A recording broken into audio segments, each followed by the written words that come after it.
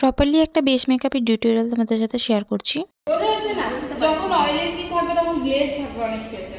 Oil, তুমি মুখে একটু অয়েল মেখে নাও বা ময়শ্চারাইজার মেখে নাও, কেমন লাগবে তোমাকে মিররে দেখতে? লাগবে অয়েলি? হ্যাঁ, তো সেটাই। এটা ফেসে দেখে বুঝতে পারছো ড্রাই?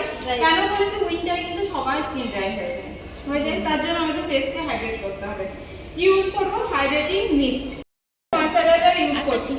এবারে এটা কোশ্চেন হবে যে উইন্টারে আমি কেন জেল বেস ময়শ্চারাইজার ইউজ করছি? হাইড্রেট আনতে হবে, স্কিনটাকে হাইড্রেট করতে হবে। তো এই কারণে আমি কিন্তু jail base moisturiser with cream base moisturiser দুটোই অ্যাপ্লাই করব, ঠিক আছে?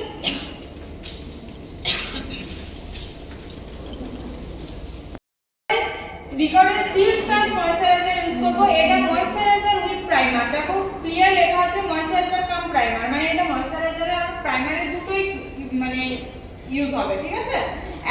একটা প্রোডাক্টে দুটো ইউজ হয়ে যাবে, তার জন্য আমি এখানে প্রাইমার অ্যাপ্লাই করব না, শুধু ময়শ্চারাইজার লাস্ট অ্যাপ্লাই করব।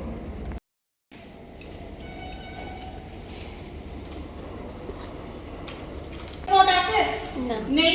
আন্ডার আই কারেকশন করতে হবে, ফোরহেড কারেকশন করতে হবে, আপার লিপ কারেকশন করতে হবে, যেটাতে কি হয় আমাদের ট্যানিং এরিয়া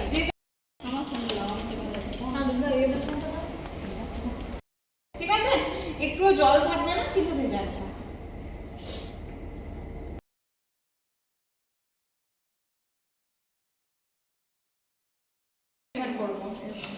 আঙ্গুলের মধ্যে কেউ কিন্তু নিয়ে অ্যাপ্লিকেশন করবে না। আরেকটা জিনিস, ব্লেন্ডিং করার সময় এইভাবে কেউ কোনো ব্লেন্ড করবে না, তাহলে নিচের যে লেয়ারটা সেটা সরে যাবে।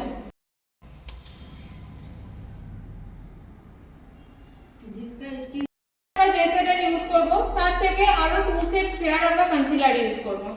যেই জোনগুলো আমাদের হাইলাইটিং জোন পার্টগুলো, সেই পার্টগুলোকে আমরা তাদের কি ডাইরেক্ট ফেয়ার ইউজ করে দেব না, তাদের আমরা মিডিয়াম টোন ইউজ করব।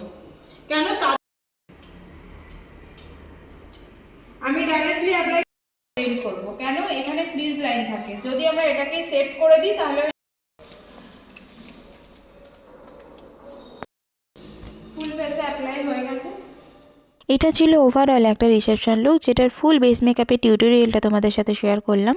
এরকম প্রচুর প্রফেশনালি মেকআপের টিপস অ্যান্ড টেকনিক তোমাদের সাথে শেয়ার করতে থাকবো। ভালো লাগলে অবশ্যই সাবস্ক্রাইব করে এরকম মিমিস মেকওভার চ্যানেলকে। ভালো থেকো, সুস্থ থেকো সকলে। দেখা হচ্ছে আবার পরবর্তী ভিডিওতে। Thank you.